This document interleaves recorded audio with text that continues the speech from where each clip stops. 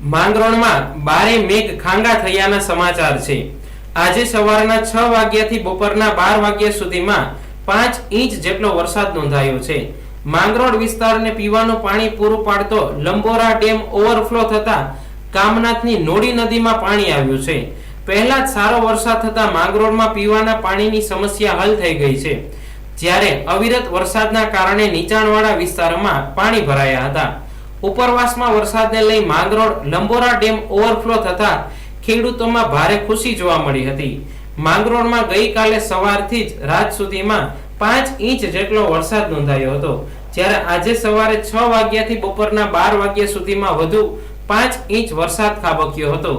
માંગરોળ તાલુકામાં છેલ્લા ઘણા સમયથી વરસાદની આતુરતાથી રાહ જોઈ રહેલા ખેડૂતોમાં ખુશી જોવા મળી હતી।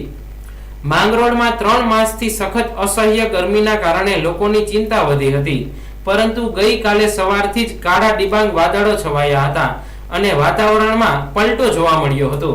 ગઈકાલ સવારથી જ મેઘરાજાની ધમાકેદાર એન્ટ્રી થતા માંગરોળ પંથકમાં 1.5 દિવસમાં 10 ઇંચ જેટલો વરસાદ ખાબક્યો છે। હાલ પણ અવિરત વરસાદ ચાલુ જોવા મળી રહ્યો છે।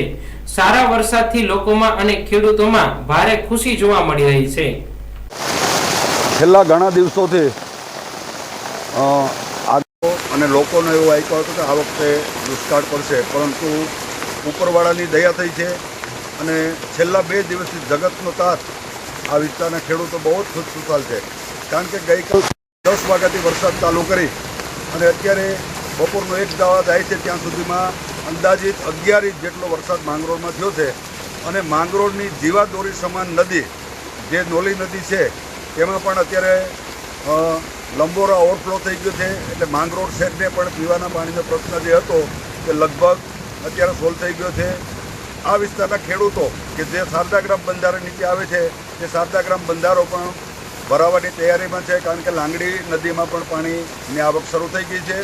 ખેડૂતો અને જગતના તાત આ વરસાદથી ખૂબ જ ખુશખુશાલ છે અને હજુ પણ સતત વરસાદ ચાલુ છે। સૌરાષ્ટ્રને રેડ એલર્ટ જાહેર કર્યો છે, તો હજી 2-4 દિવસ આવો ને આવો વરસાદ રહેશે તો અહીંની પાણીની સમસ્યા સંપૂર્ણ હલ થઈ જશે।